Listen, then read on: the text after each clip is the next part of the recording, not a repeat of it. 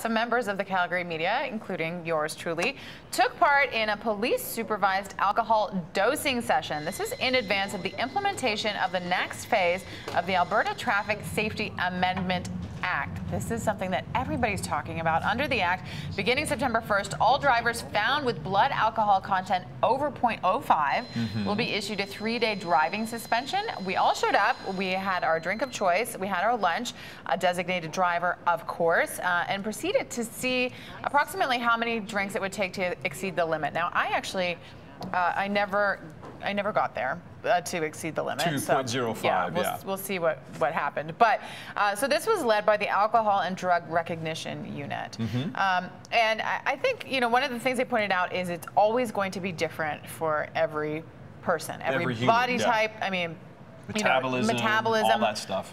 What you've had to eat. But what they wanted to do was sort of simulate a work lunch and what might typically happen. So the first drink I had, they actually had me blow right away, after. So you had a drink and blew right away, and I failed because it actually just senses your mouth alcohol content. So the alcohol, it's like on your tongue and stuff? Oh, okay. So it's not accurate. So then they waited 15 minutes to see what was a more accurate reading. So take a look at this. This is after drink number 1. I blew a .024 after my first drink. Is that just about what you would expect for somebody my height, my weight? I'm not sure that I would expect it, but I can, just from the way that you're talking and everything else, I would guess probably pretty close to .02. So what does that mean? I'm slurring my speech ever so slightly, or? Yeah, and just the way you're acting, and movements are a little bit slower, and yeah, it was more the way that you were speaking was slurred speech. Okay, so that's when we got a more accurate reading, and boy, are they ever trained to sense, you know, to see what's going on. Really? The thing is, if you've had a drink and you get pulled over right away, don't even bother trying to lie. I mean, they know exactly what's going on. Sure. He said he was reading your body language, listening to your speech, all that stuff. So, and even at .024, just after one drink, you know, I was a little bit tired too. I started to feel a little bit sluggish. Okay. So you could feel the effects of the alcohol, right? Yeah, absolutely. So then I had another drink. Take a look. All right, shall we?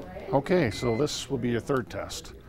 All right. Third, but second drink, after second drink. Yeah. Exactly, after your second drink. So you've had, we'll say, 10 to 12 ounces of red wine. Yeah. Okay, at about 17%. So ready to go, it says blow. So again, all I need you to do is just take a deep, normal breath and blow into it until I tell you to stop. Whenever you're ready. Keep going, keep going, keep going, keep going, keep going, keep going. Good. Your souvenir. Thank you. All right, so we're just waiting for the results. I was thinking. Oh. Sure. 0.035.